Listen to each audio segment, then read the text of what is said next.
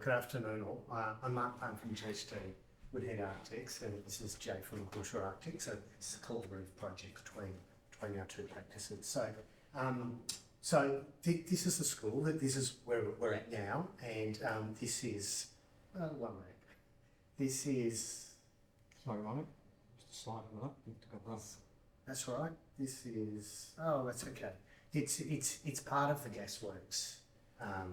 The gasworks development by Development Victorian. So that sites can be filled with apartment blocks, a lot bigger than the school, 10,000 kids. And what's really interesting is this project started its life as a gasworks, but one of the most contaminated sites in Melbourne, not now, but that's been fantastic that it's part of this project is totally been grown up. A school now exists there, and I suppose the end result is an all-electric school on an old gasworks site, so that's kind of a nice point, I suppose. We didn't know anything about the master plan when we started. When we started, really, there was no master plan for that site, so that was a little bit of an interesting challenge, and we really didn't have much of an education brief. They didn't even really know if the year 11s, 12s or 9s were moving in, but there were a few things we did know, Jade. Yeah, we did know, as Marty said, we had a really contaminated site. We had adjoining two schools. We had Victorian High and Collingwood College come together for this project, and we also had probably the worst part of the site that they gave to us for the school. It's awkward, kind of wedge shaped with a really difficult kind of traffic boundary to the north and then a high boundary to the future sports centre to the south. So a lot of constraints on the site, and we also knew we had to come up with a vertical school for this site. Yeah, so reimagining a vertical school. So the diagrams will speak for itself. Green on top is your traditional vertical school, but we thought about equity of space. It's often kind of sports on top. That's also what we do. Pretty simple strategy. Just shifted each floor plate back, creating a terrace and creating outdoor spaces that directly relate to indoor space. So if there's a science terrace, there's a science inside, science terrace outside, art inside. Terrace on the outside. It's really all about all about connection and well-being of the students, I suppose. So it's also the way we massed it was lower at the this is the low end, this is the pedestrian end. Sort of became part of the whole DV master plan. It's then rises up around Queen's Parade, highly performative façade model to a sort of inch of its life in terms of glare and heating, and it's sort of full stopped with a triple stacked, fully ventilated, non-air conditioned sports courts at the rear. And what was really important for us was the idea of vertical movement through the school. It was about trying to make this building as walkable as possible. So 6 levels.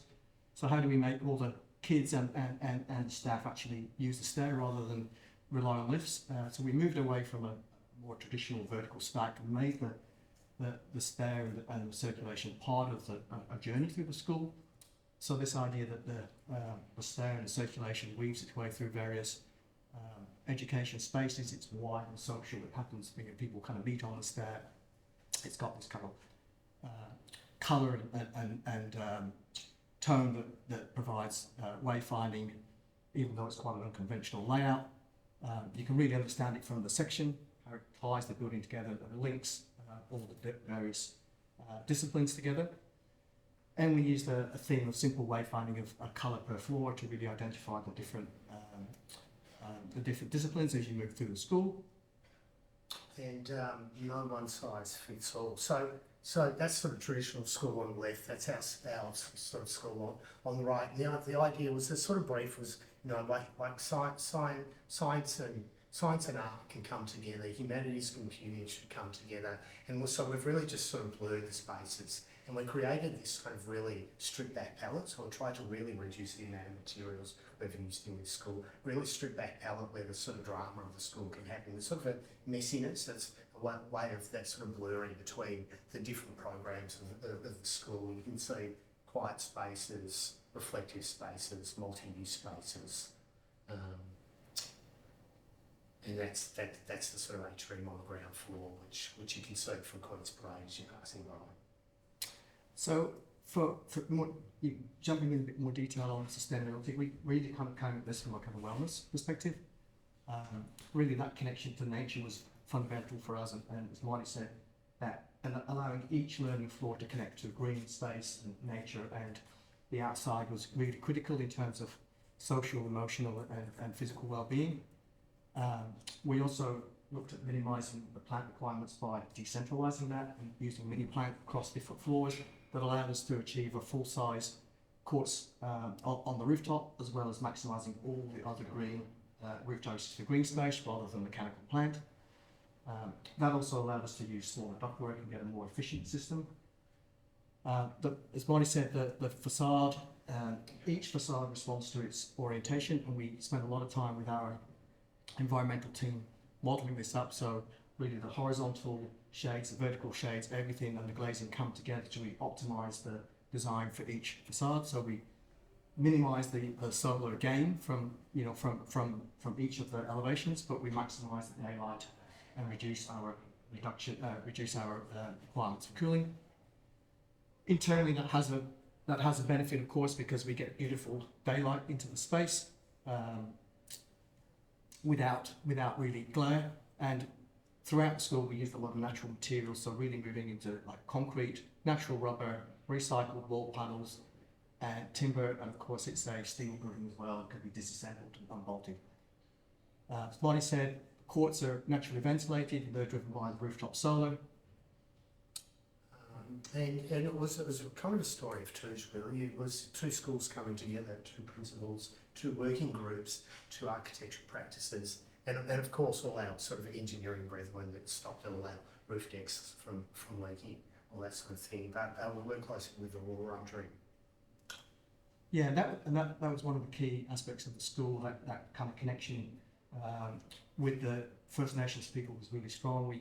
We had the Wurundjeri Wurun involved right from the outset, where we wanted to embed those stories, and they were woven through the school either through artwork or through more educational pieces and descriptions. There's some quite, there's amazing kind of stories and some quite difficult stories in there too. But it was a really great co-produced collaboration in the way we produced that. And really the last thing is that the school has been designed to be integrated with the sports centre. So our school hours, future sports centre, which we're built on the left here, uses all three courts of the school to make it a much larger community sports facility for the wider neighbourhood. So it's got a dual purpose, which will become apparent once the sports centre is fully built. So, there's a lot of science in the building, there was a lot of modelling of that facade, but really it's also around soft sciences, it's around wellbeing, and I suppose social sustainability, because at the end of the day it's around kids and connection and all that. So, thanks very much.